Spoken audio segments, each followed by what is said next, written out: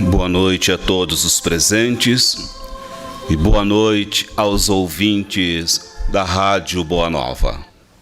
Vamos pedir ao Mestre Jesus que nos inspire para que possamos transmitir com coerência e fidelidade os seus santos e sagrados ensinamentos.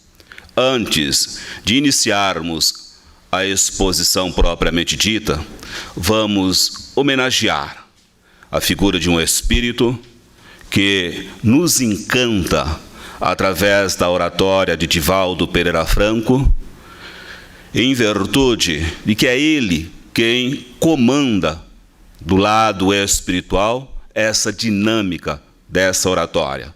Falamos de Manuel Viana de Carvalho, nascido em 10 de dezembro de 1874, na cidade de Có, Ceará, e desencarnado em 13 de outubro de 1926, na cidade de Salvador.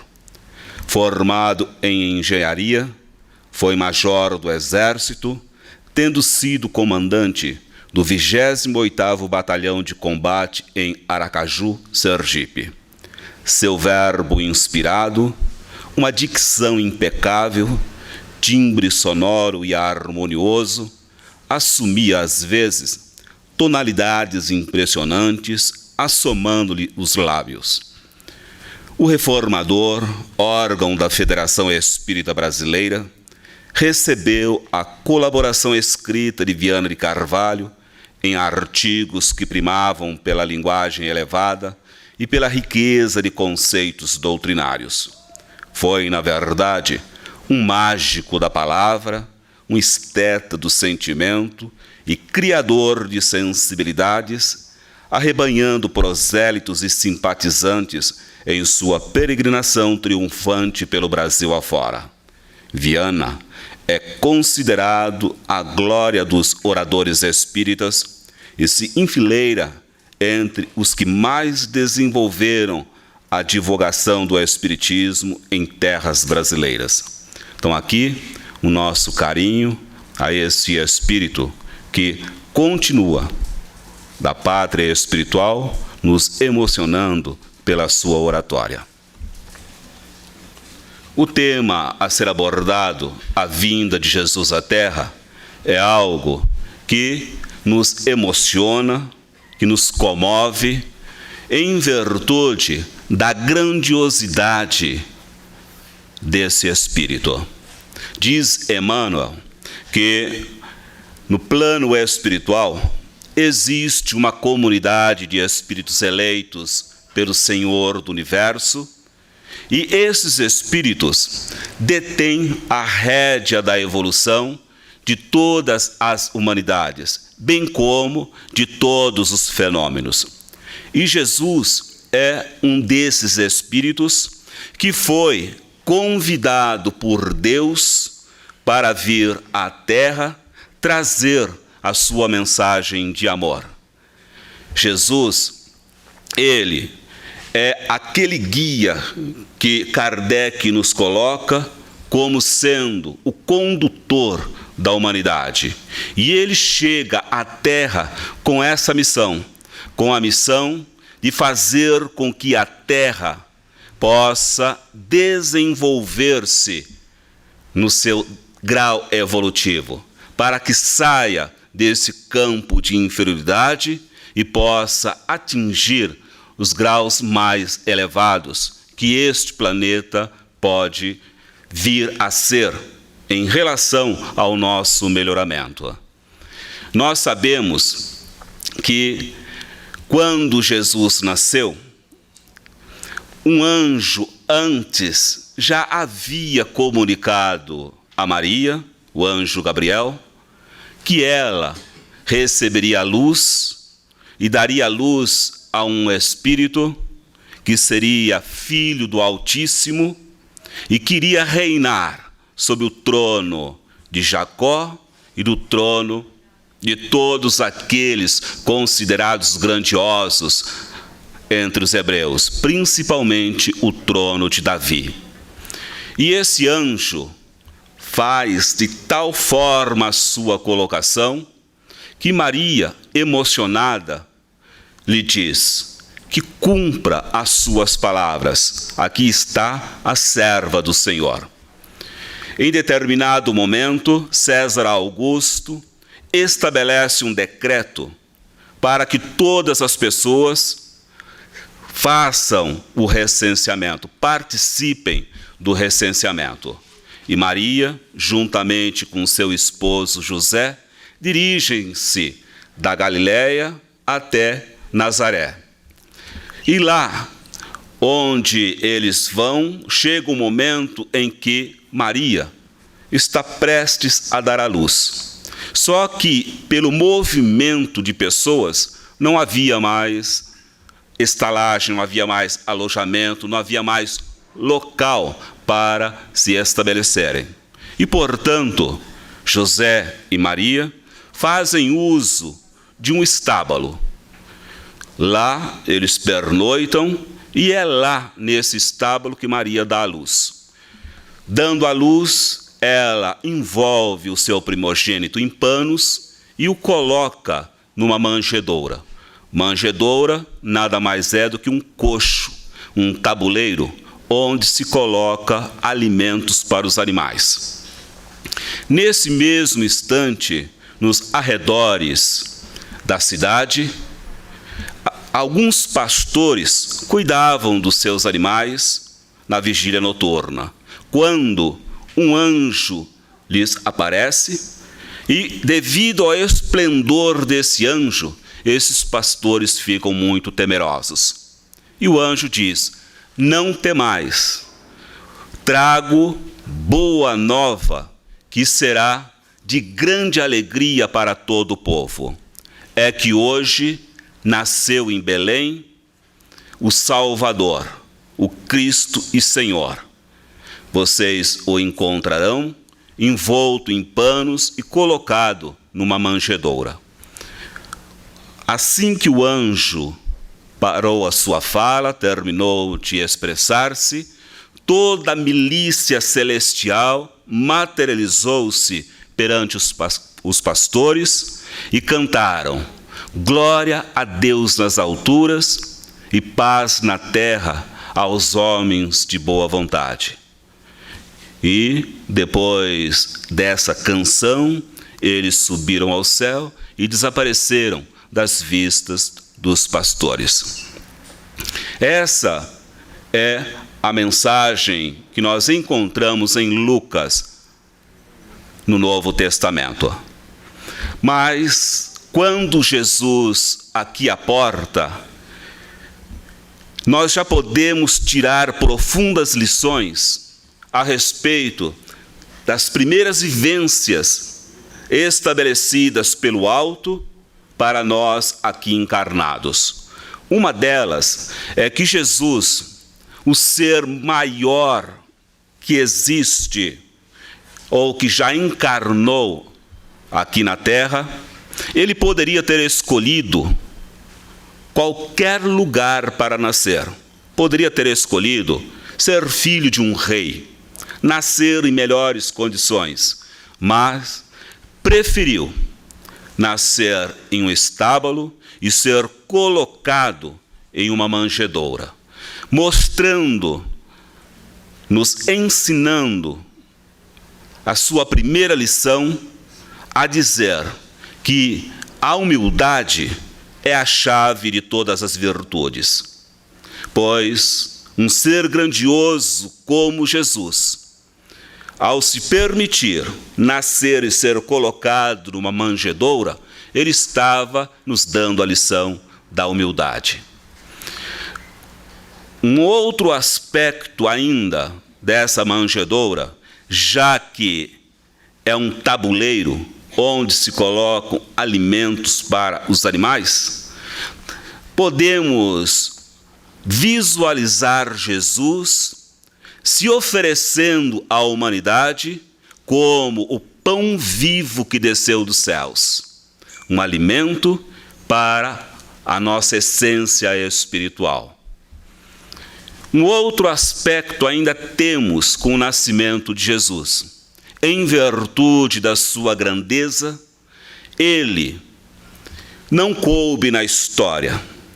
Todas as personalidades que encarnaram e reencarnaram na crosta terrestre nasceram, viveram e morreram na história. Com Jesus, não. O nascimento de Jesus, a manjedoura, é o término de uma época e o início de uma nova era. Tal a grandiosidade desse Espírito. Por isso que nós, ao nos referirmos à própria história, nos colocamos como antes de Cristo ou depois de Cristo. Ele cinde a própria história, tal a sua magnitude. Mas Jesus, quando chega, ele chega numa época em que imperava a ignorância, as trevas no coração e no raciocínio. O que dominava na época era o Império Romano, que impunha a ferro e fogo a sua espada sobre a cabeça dos hebreus. A escravatura era a coluna de sustentação do Império Romano. Todos os ricos tinham direito de vida ou morte sobre os seus escravos. E ai se algum deles se rebelassem. Eles eram passíveis de serem mortos para poder mostrar um certo controle na sociedade. Portanto, os seres humanos naquela época, que não tinham uma determinada qualificação nem posição financeira, monetária, nada valiam. Os velhos, as crianças, as mulheres, os doentes, principalmente os doentes, que tinham os seus nomes excluídos do livro da vida. Eles nada valiam, ao contrário, se tornavam um peso para a economia da época. E, portanto, eram tratados de forma muito aselvajada. A mulher praticamente nada valia. Ao contrário, ela era responsabilizada pela queda do primeiro homem e, portanto, da degradação de toda a humanidade. Quando nós temos o mito de Eva e Adão, a mulher aí arca com toda a responsabilidade durante toda a história, até mesmo naquele momento em que Jesus se encontra. E ele vem, estende as mãos e retira a mulher da posição de vergonha e de submissão ao ser masculino. Ele eleva a dignidade e valoriza a mulher. Aos idosos, ele trata com tanto carinho, proporcionando a esses seres a esperança. Abraça com muito calor todas as crianças, a mostrar que ali existe algo de superior. Ali está a representação, o emblema de algo superior, de algo da inocência que cada um de nós deveria demonstrar no dia a dia. Mostra ainda, através da sua posição enquanto espírito puro, que ao construir o seu perispírito, retirou dos fluidos mais puros da crosta terrestre um poder imenso de proporcionar a cura e benesses àqueles necessitados. Então, estatuía-se a cura, mesmo à distância, sem ver a pessoa necessitada. E todos eram beneficiados, desde que possuíssem a fé. Se alguém não tivesse fé, não era socorrido, não recebia a cura, porque não tinha a empatia de recepção dos fluidos. Porque Jesus não contrariava as leis naturais. Ao contrário, ele fazia uso de recursos que nós até então não conhecíamos e que viemos a conhecer através da doutrina espírita, pela explicação que Kardec nos dá a respeito da existência do mundo espiritual e da existência de fluidos que agora a ciência começa no seu campo de pesquisa. Então Jesus chegou numa época em que predominava a ignorância. Ele nos trouxe um testamento de luz, o seu evangelho. Esse evangelho, ele é um verdadeiro poema de consolações e de esperanças. E acima de um poema, ele é um verdadeiro tratado de psicoterapia para a época contemporânea, para todos os males que assolam a criatura e a humanidade. O que nós precisarmos para conquistar a nossa cura das doenças que trazemos em nós, nós encontramos o remédio lá no seu evangelho. Por isso, o verdadeiro tratado, porque não existe doença. O que existe são doentes. São pessoas que, de uma forma ou de outra, em virtude da sua ignorância, estatuem comportamentos contrários à lei divina. Naquela época, quando predominava a ignorância, o ser humano errava, talvez por rebeldia ou ignorância. E como era estatuído ou existia, vigorava na época uma lei que próprio Moisés criara, a lei de talião, olho por olho, dente por dente. Naquela época, quem cometesse algum tipo de crime tinha o seu membro decepado, cortado. E, portanto, as pessoas sabiam que aquilo não era uma medida de justiça, mas sim uma medida de vingança, porque não é o corpo, não é o órgão que comete o delito, mas sim o ser pensante. Portanto, aquela lei que era destrutiva precisaria ser modificada.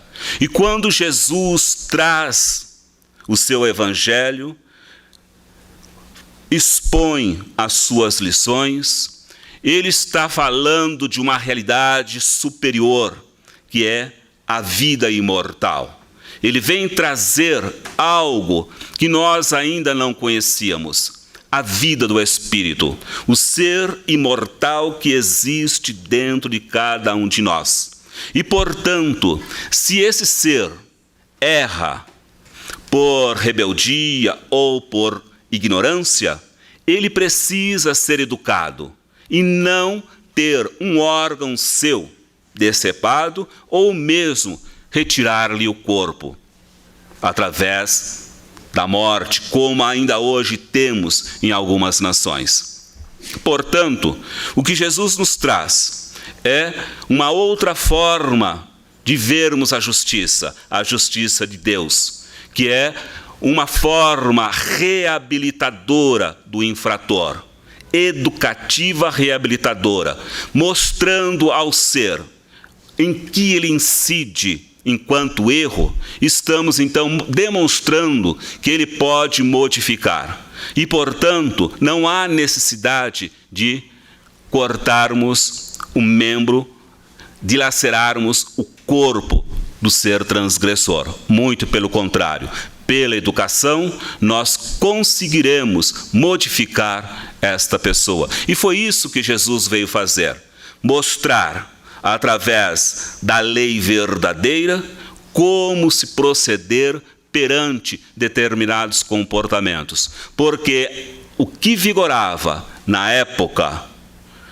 pelo Império Romano, juntamente com um povo rebelde, havia a necessidade de ser estatuído esse tipo de lei, olho por olho, dente por dente. E Jesus não impede de ir ao holocausto. Ele se permite ir ao holocausto, não porque ele cometeu algum crime, ou porque ele tinha algo para resgatar ou para expiar. Muito pelo contrário, ele se entrega, se deixa ir ao martírio para ensinar a todas as pessoas como proceder perante as vicissitudes. Porque tudo que nós vivenciamos aqui na terra é temporário, nada é permanente, inclusive o nosso corpo. E que a vida verdadeira nós a vivemos no plano espiritual. Aqui tudo é transitório. E Jesus, nos mostrando de como proceder, ele nos ensinava que existe algo superior ao sangue, à família, à pátria, às nações. E esse algo superior era a vida interior, a vida essencial, o ser real, o ser espiritual que existe dentro de cada um de nós. O Pai, quando criou o universo, estatuiu tudo em equilíbrio, em harmonia. E essa harmonia é o hálito divino do amor que flui, que é emanado do Criador no ato mesmo da criação. E essa semente do amor encontra-se latente em nossa essência. O que nós precisamos é desenvolvê-la, é fazê-la com que desabroche. Nós precisávamos entender a realidade una, a realidade total.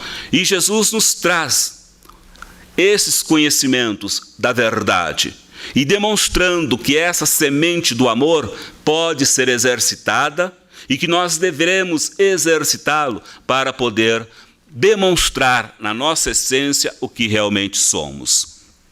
E ele visitava todos os terrenos, tanto dos fariseus como dos saduceus, daquelas pessoas que não o aceitavam. Ele travou diálogos com seres importantíssimos na época, até mesmo com aquele doutor da lei, que o procurou na calada da noite para saber a respeito da lei da reencarnação. E Jesus esclarece de tal forma, mas o doutor da lei não tinha concepções, não tinha em seu pensar, no seu raciocinar, uma forma correta de entender aquilo que Jesus estava a dizer da necessidade de nascer da água e do Espírito. E como esse doutor, que ele tinha que explicar e explicou e não houve o devido entendimento, muitas outras coisas ele deixou de falar, porque nós ainda não estávamos maduros na época. E, portanto, falou que iria pedir ao Pai para enviar um consolador, um outro consolador, para esclarecer sobre todas as coisas. Foi esse Jesus que, convivendo conosco, ele mergulhou juntamente no grupo de pessoas que era considerado a escória da sociedade, e juntamente com esses seres, ele vivenciou e plasmou toda a sua verdade. E ele ainda se fez maior quando, ao subir ao monte, defrontou-se com a multidão que o aguardava. Esse monte ficava defronte ao mar da Galileia, que com a sua água cristalina refletia o azul turquesa do céu. E ele, defronte à multidão, sem gritar, sem gesticular, cantou a mais bela canção que um cantor pode cantar e que ninguém cantou como ele cantou até os dias de hoje. Esse cantor abriu a sua boca e emitiu a mais bela canção: Bem-aventurados os pobres de espírito, porque deles é o reino dos céus. Bem-aventurados os que choram, porque serão consolados. Bem-aventurados os que têm fome e sede de justiça, porque serão saciados. Bem-aventurados os que são misericordiosos, porque alcançarão misericórdia. Bem-aventurados os limpos de coração, porque verão a Deus. As bem-aventuranças é considerado praticamente um dos principais discursos na constelação de Jesus. E esse discurso permanece até os dias de hoje. É a voz de Jesus que ecoa através dos tempos a nos convidar para trabalharmos e lapidarmos o nosso coração. Porque o reino de Deus está dentro de nós, está em nossos corações, e que nós seremos bem-aventurados se realmente seguirmos os seus conselhos e vivermos os seus ensinos. Mas ele, mesmo falando e fazendo o que fez, proporcionando bem, conquistou inimigos. E, em determinado momento, foi traído com um beijo. Foi colocado numa cruz, foi enganado pelos sacerdotes em virtude do equívoco de Judas. Aquele que compartilhara com a sua intimidade no lar, o negara por 3 vezes. Ele, com o seu olhar compassivo, olhou ao derredor, procurando aqueles a quem beneficiara através da cura, e não encontrara ninguém. Estava sozinho. E mesmo assim, pediu ao Pai para perdoar, porque nós não sabíamos o que estávamos fazendo. É esse Jesus que hoje estamos homenageando, que estamos enaltecendo. O ser de maior envergadura espiritual que já pisou nessa terra. O nosso guia, o nosso modelo. E como modelo, nós precisamos realmente estudar mais profundamente as suas lições. Porque ele é referência. Porque através das suas lições, nós conseguiremos a nossa libertação. Nós conseguiremos a nossa alforria. E foi isso que ele veio trazer. Ele veio trazer luz para que nós pudéssemos nos libertar. E só poderemos nos libertar se vivenciarmos realmente os seus ensinamentos. E é isso que Jesus espera de cada um de nós. Assim como ele fez aquele convite para aquele moço, que em determinado momento o moço lhe responde que deveria enterrar o seu pai, e ele diz: deixai os mortos enterrar os seus mortos. Quanto a ti, siga-me e divulgue o evangelho. É claro que Jesus não estava negando a oportunidade do filho enterrar seu pai. O significado é outro.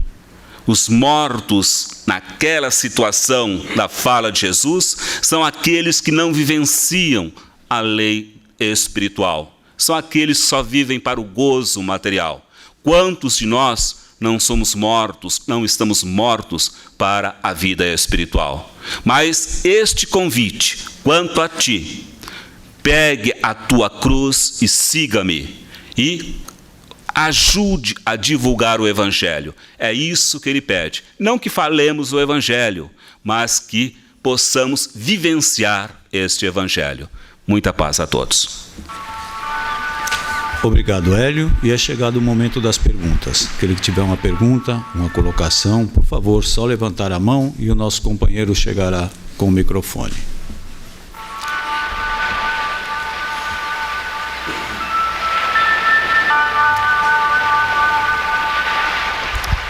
Boa noite. Boa noite. A minha pergunta é o seguinte: eu tenho uma dúvida com relação a uma fase que não é citada nas escrituras bíblicas, com relação à adolescência de Jesus e a sua mocidade. Eu tenho a impressão que todos os evangelhos não citam essa fase. Até a sua idade madura, quando então acontece a paixão de Cristo. Salvo engano, né? Eu queria saber qual que é a visão e a explicação da espiritualidade com relação a essa divulgação um pouco desconhecida com relação à vida de Jesus. Olha, existe muita especulação, mesmo no meio espírita, a respeito dessa fase dos 13 aos 30 anos, né? A doutrina espírita não se preocupa com esses detalhes.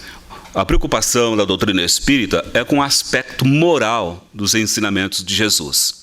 Mesmo o seu evangelho ter sido adulterado, modificado, nos vários concílios em que a igreja proporcionou e alterou e adulterou por interesses escusos, por mais que mexeu nos ensinamentos de Jesus, ficou a lição maior, que é o amar a Deus sobre todas as coisas e ao próximo como a si mesmo. É nesse aspecto que a doutrina espírita resgata as lições primitivas, originárias de Jesus, mas não se atém na vivência pessoal de Jesus. Não se atém nesses períodos que, na versão de muitas publicações, são totalmente contraditórias. Existem alguns livros considerados espíritas, entre aspas, que falam a respeito da vida de Jesus. Nós temos mais de 50 mil obras escritas sobre Jesus. E não se esgotou o assunto. Mas o que interessa para a doutrina espírita é a questão desse aspecto moral, que está profundamente relacionado com a essência que somos enquanto espírito. E é isso que importa, sabermos viver bem, para desencarnarmos bem e para proporcionarmos e conquistarmos a nossa evolução. Mais alguém?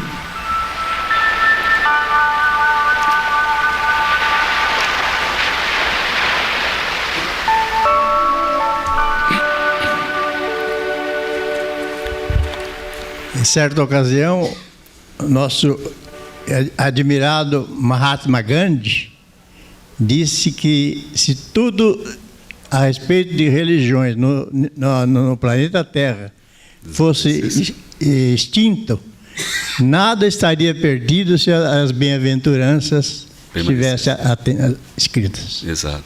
Realmente, se nós perdermos todo o trabalho escrito sobre Jesus nos evangelhos e permanecer as bem-aventuranças, nós realmente estaremos bem amparados. Quer queira, quer não, se nós nos propormos a estudar profundamente essas bem-aventuranças, nós vamos notar que são degraus que nós estaremos palmilhando até chegarmos aos limpos de coração, que verão a Deus. Esse é o nosso mapa.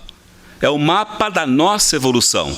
Quando nós tivermos o nosso coração limpo, puro, irradiando somente amor, nós estaremos juntamente com o Criador. Nós entenderemos Deus em sua profundidade. Mas nós ainda estamos lá em pobres do Espírito, que vai herdar o reino de Deus, ou aquele que vai ser consolado, ou aquele que luta por justiça.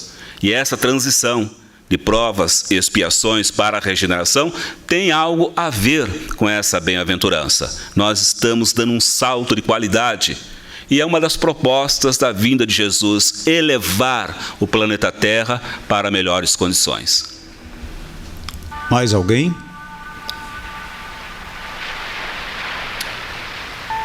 Hélio, por favor, então, suas considerações finais. Neste mês de dezembro, que nós estipulamos como sendo a data natalícia de Jesus, tudo bem com os presentes, com as comidas, com as bebidas, mas na noite de 25 de dezembro, não vamos esquecer o aniversariante. Vamos elevar aos céus uma prece de agradecimento, agradecer mesmo de coração puro por este ser que nos legou tantas lições, que se expôs de tal forma a sair do mundo de luz para adentrar em fluidos grosseiros, de vivenciar com seres altamente pobres no campo da evolução, para nos legar a lição maior, a lição do Pai, a lição do amor, porque Deus é amor. E, portanto, quando comemorarmos o Natal, vamos fazer uma prece a esse ser de luz. Muita paz a todos.